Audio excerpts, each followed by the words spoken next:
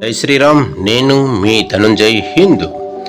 చాలా సంవత్సరాల క్రితం కొత్తపాలెం అనే గ్రామంలో రామయ్య అనే రైతు నివసించేవాడు. అతను వ్యవసాయం చేసుకుంటూ జీవనం సాగించేవాడు. అతని దగ్గర మంచి జత ఎద్దులు ఉన్నాయి. ఎద్దులే అతనికి జీవనాధారం. ఒకరోజు రాత్రి అతని 2 ఎద్దుల్లో ఒక ఎద్దుని ఒక దొంగతనం చేసి తీసుకొని వెళ్ళిపోయాడు. రామయ్య ఎక్కడ వెతికినా ఆ ఎద్దు కనిపించలేదు. చేసేది ఏమీ లేక ఎద్దును కొనుక్కుందామని దగ్గరలో గల అలమండ పశువుల సంతకు వెళ్ళాడు.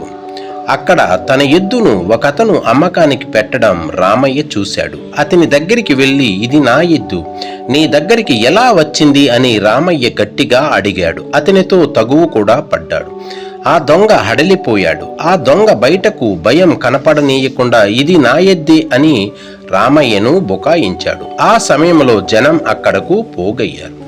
రామయ్యకి ఒక తెలివైన ఆలోచన వచ్చింది. తన భుజం మీద కండువా తీసి ఎద్దు కళ్ళకి గంతలు కట్టాడు. నా ఎద్దుకి ఒక మెల్లకన్ను ఉంది, ఇది నీ ఎద్దు అంటున్నావు, ఈ ఎద్దుకి ఏ కన్ను మెల్లకన్ను ఉందో చెప్పు అంటాడు అందరి ముందు రామయ్య.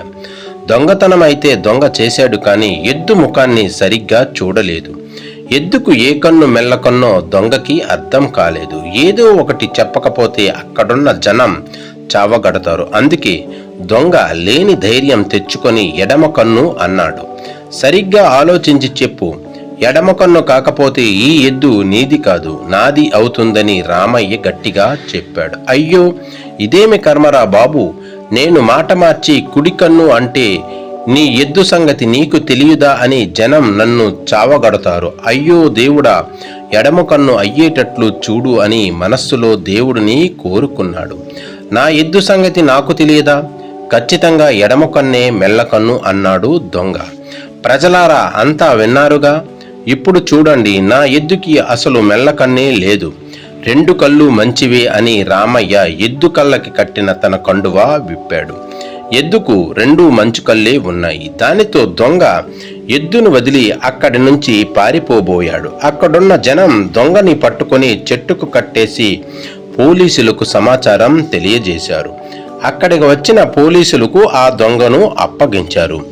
పోలీసులు రామయ్య తెలివిని ఎంతో మెచ్చుకుని ఆ ఎద్దుని రామయ్యకి అప్పగించారు.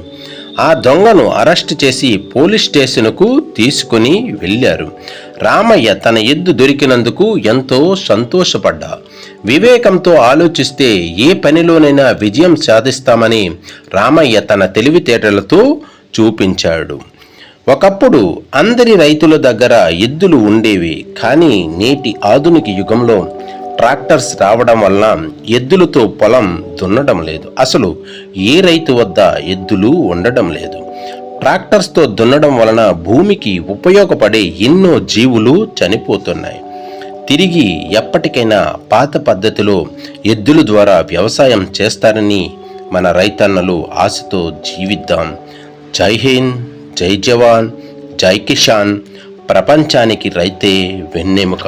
భారత్ మాతాకి జై.